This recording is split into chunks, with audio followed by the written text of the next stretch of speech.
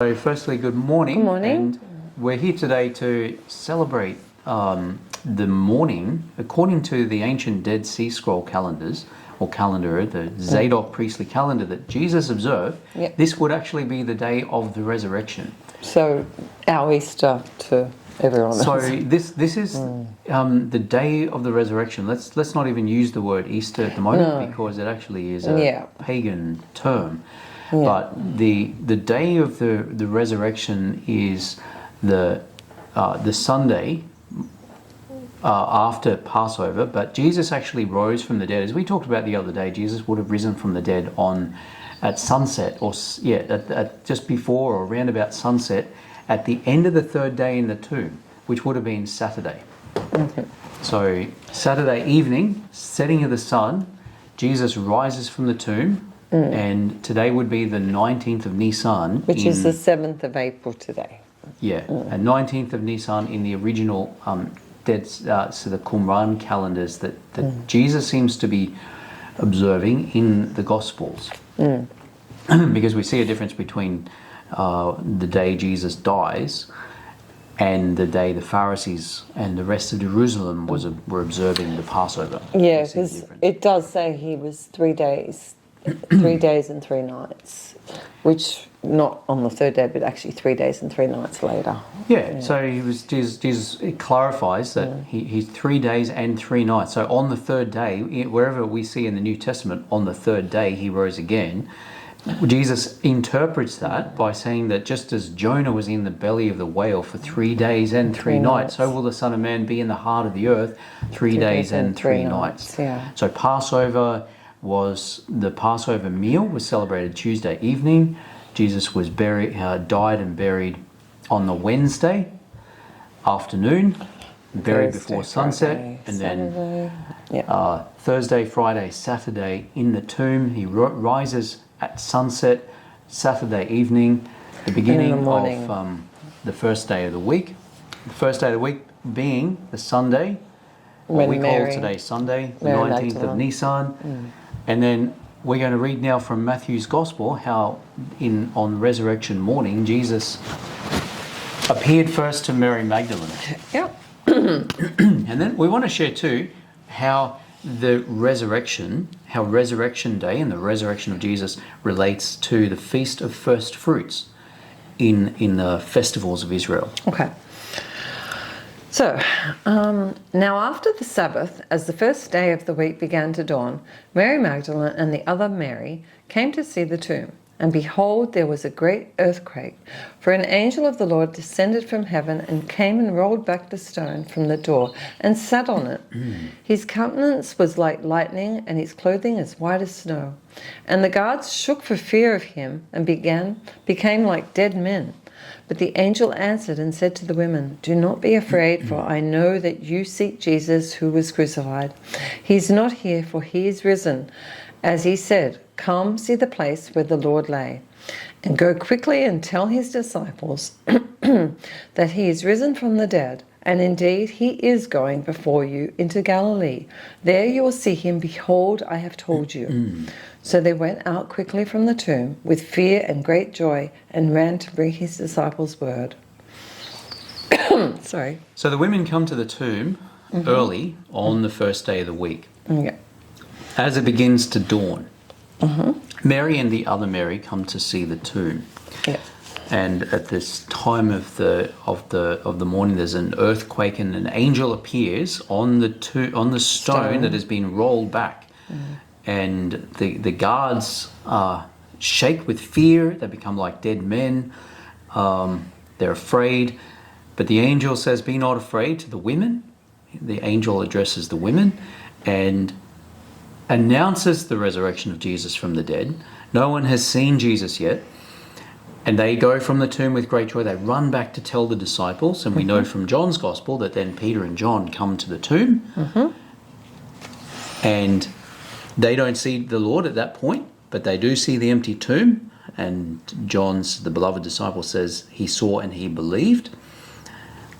And then Jesus appears to Mary Magdalene. So, verse 9. And as they went to tell his disciples, behold, Jesus met them, saying, Rejoice. So they came and held him by the feet and worshipped him. Then Jesus said to them, Do not be afraid. Go and tell my brethren to go to Galilee, and there they will see me. So in this verse, it's somewhat abbreviated. We'll find in Luke's Gospel and John's Gospel some more details. Yeah.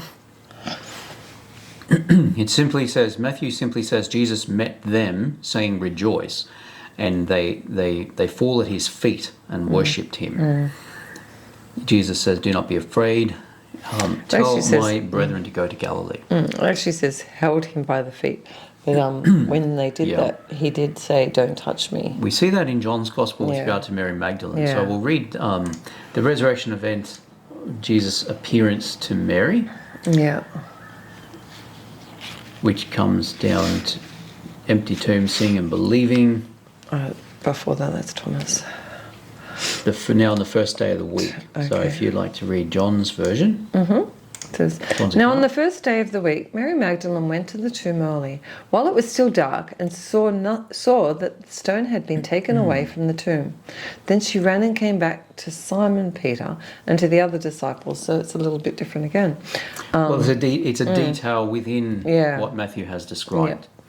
To the other disciple whom Jesus loved, and said to them, They have taken away the Lord out of the tomb, and we do not know where they have laid him. Peter therefore went out, and the other disciple, and were going to the tomb. So they both ran together, and the other disciple outran Peter and came to the tomb first. And he, stooping down and looking in, saw the linen cloths lying there, yet he did not go in. Then Simon Peter came, following him, and went into the tomb, and he saw the linen clothes lying there, and the handkerchief that had been around his head, not lying with the linen cloths, but folded together in a place by itself.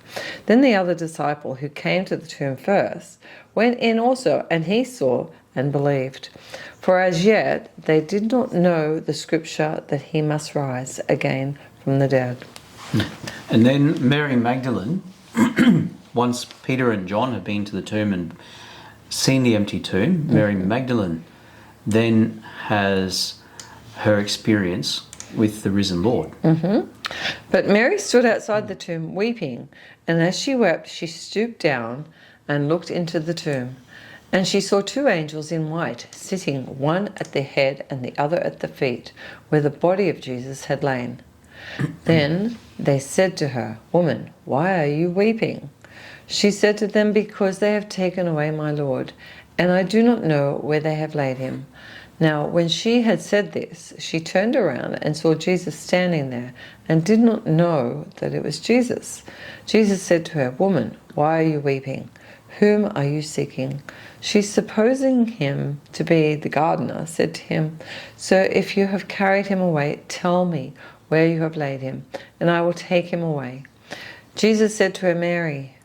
She turned and said to him, Rabboni, which is to say, Teacher. Jesus said to her, Do not cling to me, for I have not yet ascended to my Father, but go to my brethren and say to them, I am ascending to my Father and your Father, and to my God and your God. Mary Magdalene came and told the disciples that she had seen the Lord, and that he had spoken these things to her. Yeah. So this is a really interesting moment when Jesus says explicitly to Mary, Do not cling to me, for I have not yet ascended to my Father. But go to my brethren and say, I'm ascending to my Father and to my Father, to my God and your God. Yeah. So that expression is really interesting. We'll examine that for a moment.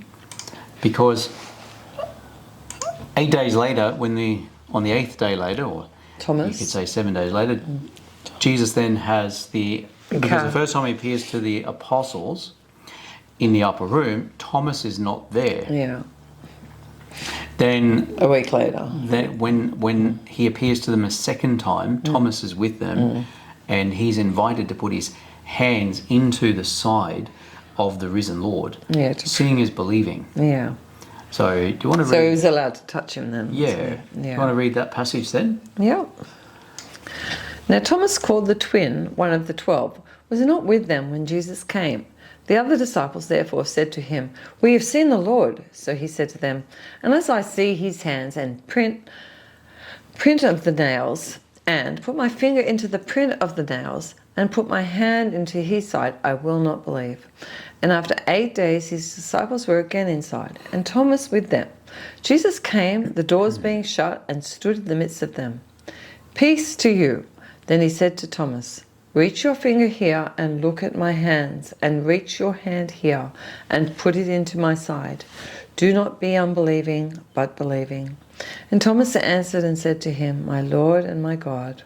Jesus said to him, "Thomas, because you have seen me, you have believed. Blessed are those who have not seen and yet have believed." So it's interesting that now this moment when Jesus appears to on the 8th day. Yeah, he's allowed to touch. Now the 8th day would be. We now know that the 8th day would have been the beginning of the Feast of First Fruits. Mm-hmm. So on the day of the resurrection, which would have been the 19th of Nisan, Jesus could not be touched. Yeah, he told Mary. Because he had not yet ascended to his Father. Yeah. But yet 8 days later, he can be touched. That would be the 26th of Nisan, or Nisan 26, which would be, we now know, the beginning of the Feast of First Fruits, and what the Hebrews called, the Jews called the counting of the Omer, in preparation as a beginning of the counting of the days, the 50 days, to the Feast of Pentecost. Mm-hmm.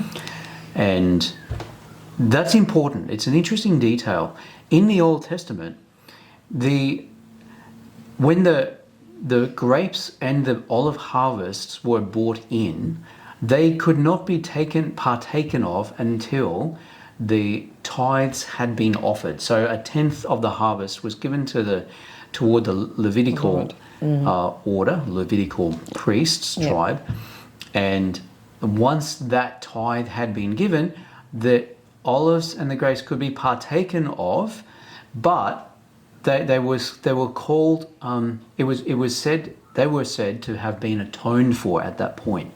And in Leviticus and Exodus, the altar and the sanctuary are also said to be atoned for once the tithe has been given after the sacrifice has been made, or after the harvest has been taken in. And so that was 7 or 8 days later? It takes the period of time it took to organise the tithe, the 1/10 of the produce, and to have it delivered, would be a 7 to 8 day period. You wouldn't want it to be long, because they couldn't partake of the crop if it was until off. that had been done. So they did that immediately. Yeah. Now the Feast of First Fruits was the day on which it seems that everything's been atoned for. The harvest is atoned for. So that concept of atonement also includes the deliverance of the tithe and the capacity to benefit from the fruit of the harvest. So Jesus has risen from the dead, as St. Paul says, the first fruits of all them who have fallen asleep. Romans.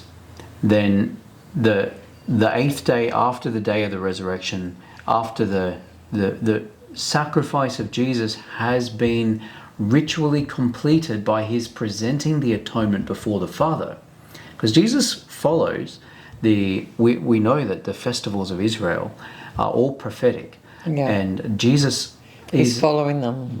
Jesus is the creator. He introduced them because he is observing them in his human priestly role. He's resurrected, glorified priestly role, and he's presenting the harvest to the Father on the 8th day, the Feast of First Fruits, because he's the firstborn from the dead. Yeah. And even though he's finished his sacrifice, he's risen from the dead, there's a ritual incompleteness of the atonement until that day, the Feast of First Fruits. Yeah. So it's just an interesting note there with regard to why Jesus can't be touched on that day, as it were, until the 8th day. Yeah. It's not so much about Mary Magdalene or who's touching him. It's an issue of the fact that the ritual atonement, the atonement ritual is not yet ritually complete. Yeah. So it's just interesting. And so that would mean the Feast of First Fruits would not begin during the days of unleavened bread, but rather until they are finished, which is Tuesday, this coming week, and then that would be the next this Nisan 26 in the Qumran calendar would be next Sunday. That Yeah. would be the beginning. That would be the Feast of First Fruits. Yeah. So, but obviously the church no longer does not follow this calendar. No. And It was lost. It was hidden. And the Easter, the celebration of Easter is was in the within 150 years of the resurrection. The celebration of Easter became a controversial issue. And in the 2nd century, for example, just to illustrate that, in Asia Minor, many of the Christian communities in Asia Minor had already the custom of celebrating the resurrection on the Jewish feast of Passover. So they would... Which is different to the Christian. Whereas the Christians in the west of the empire were wanting to celebrate. They were celebrating on the first day of the week after Passover, for example. But then, so there was disunity, or appeared to be disunity. It wasn't really disunity. They were all celebrating the resurrection. Yeah, but it was just the dates was always... date. Yeah. And so Victor of Rome, who was the bishop in Rome at the time, decided that it was his role to make uniform the date. I don't know if it was unifying or uniformity. Disunity. So what he did was, and Irenaeus in Lyon argued with him, as did many others over this point. He actually excommunicated the churches of Asia Minor in order to try and make them follow his way. His way, or the Roman way, which they decided by convention would be to celebrate Easter on...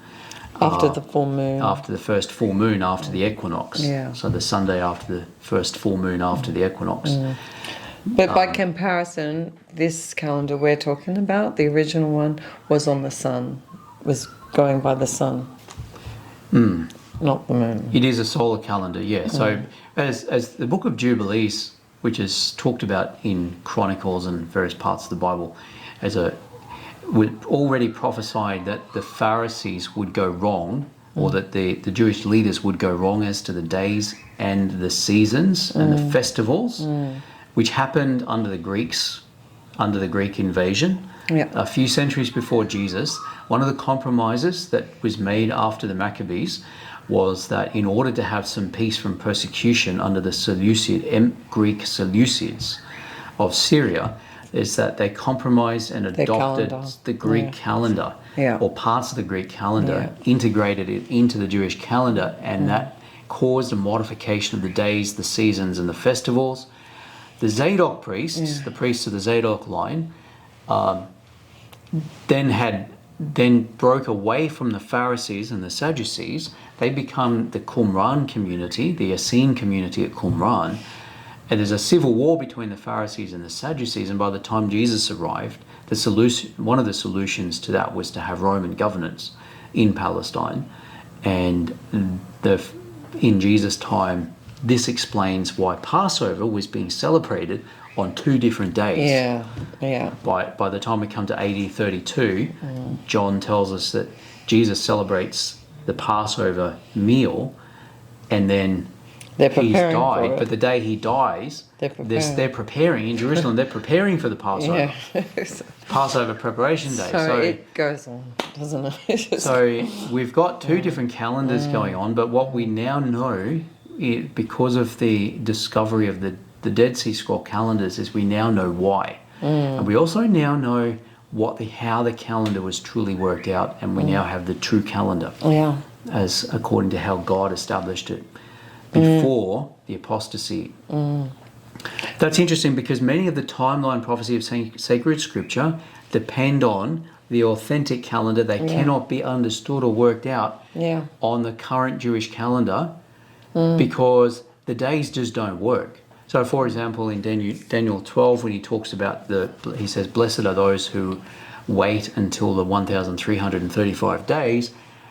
We know that that's a number of days between 2 of the festivals, but we don't know which. We've never been able to figure out which 2 until we established the original calendar, or re-established the Essene calendar, Yeah. and we now can see that it's between Passover. Tabernacles and Oh, okay. Passover, 3.6 years apart. Oh, that was Pentecost, up to Pentecost. Sorry. Yeah. Tabernacles to Pentecost. 3.6 years apart. Yeah. That equals exactly 1,335 days. So it's talking about the last, more than the last second half of the tribulation period. Yeah, so by what he said, the first part, and the second part of what Daniel said about the numbers, 1, 2, 2, 5 or something, it looks like the rapture, if you're going to look at that, the rapture was actually going to be just before halfway of that whole tribulation time. So Could be, yeah. in that 3.5 years, just before the Antichrist, and then the last 3.5. So the snatching away of the bride, of the church, the